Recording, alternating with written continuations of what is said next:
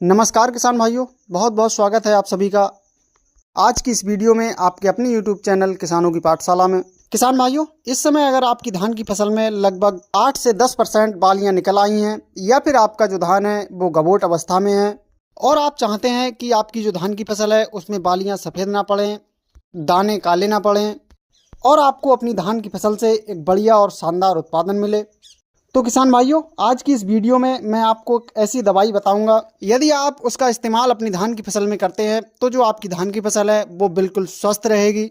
आपकी धान की फसल में सफ़ेद बालियां देखने को नहीं मिलेंगी, जो दाने में कालेपन की समस्या आती है वो भी देखने को नहीं मिलेगी और आपको अपनी फसल से एक बहुत ही शानदार उत्पादन देखने को मिलेगा। तो किसान भाइयों आज की इस वीडियो में मैं आपको 2 तरह की दवाएँ बताने वाला हूँ। यदि आपकी धान की फसल में लगभग 8 से 10% बालियाँ निकल आई हैं तब आपको कौन सी दवा का इस्तेमाल करना है, या फिर आपकी जो धान की फसल है वो गबोट अवस्था में है तब आपको कौन सी दवाओं का इस्तेमाल करना है। तो किसान भाइयों वीडियो को लास्ट तक जरूर देखें जिससे कि आपको एक सही और अच्छी जानकारी मिल सके। तो चलिए शुरू करते हैं। किसान भाइयों सबसे पहले हम बात कर लेते हैं कि जब हमारी धान की फसल गबोट अवस्था में होती है तो आपको मार्केट से कौन सी दवाएं लेकर आनी है। तो इस समय आपको जो मार्केट से दवाएं लेकर आनी है वो लानी है किसान भाइयों लेमडा साइहेलोथ्रिन। इसकी मात्रा की हम बात करें तो लगभग 250 ml मात्रा आपको प्रति एकड़ के हिसाब से आपको लेनी है।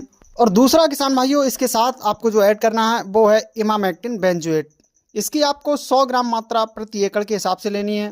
और किसान भाइयों तीसरा इसके साथ आपको जो ऐड करना है वो है फंजीसाइड। फंजीसाइड के रूप में आप एजॉक्सी स्ट्रोबिन प्लस टेबुकोनाजोल का इस्तेमाल कर सकते हैं।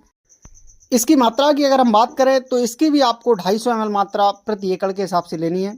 किसान भाइयों इन तीनों दवाओं को आपको मार्केट से लाकर अच्छी तरह से घोल बनाकर अपनी धान की फसल में आपको छिड़काव करना है।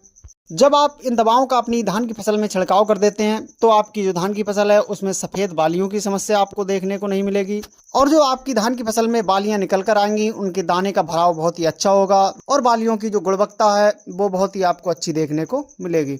अब बात करते हैं किसान भाइयों दूसरी कंडीशन में, यानी कि जब हमारी धान की फसल में लगभग 50% तक बालियां निकल आती हैं तब हमें किन दवाओं का इस्तेमाल करना है। तो इस कंडीशन में आपको मार्केट से जो दवाएं लेकर आनी है किसान भाइयों वो लानी है प्रोपिकोनाजोल फंजीसाइड।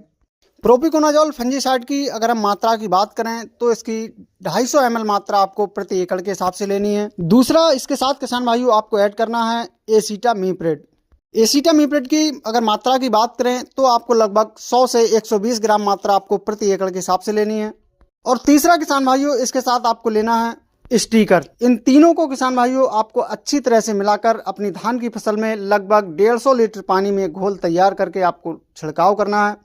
किसान भाइयों यदि आप इस समय इन दवाओं का छिड़काव करते हैं तो जो आपकी धान की फसल में बालियां निकली हुई हैं उनमें रस चूसक कीटों का अटैक भी नहीं होगा और बालियों में दानों का भराव बहुत ही अच्छा देखने को मिलेगा, जिससे कि आपकी जो धान की फसल है उसमें आपको एक बेहतर उत्पादन देखने को मिलेगा और आप अपनी फसल से एक बेहतर मुनाफा ले सकते हैं। किसान भाइयों जानकारी पसंद आई हो तो वीडियो को लाइक एवं शेयर जरूर करें।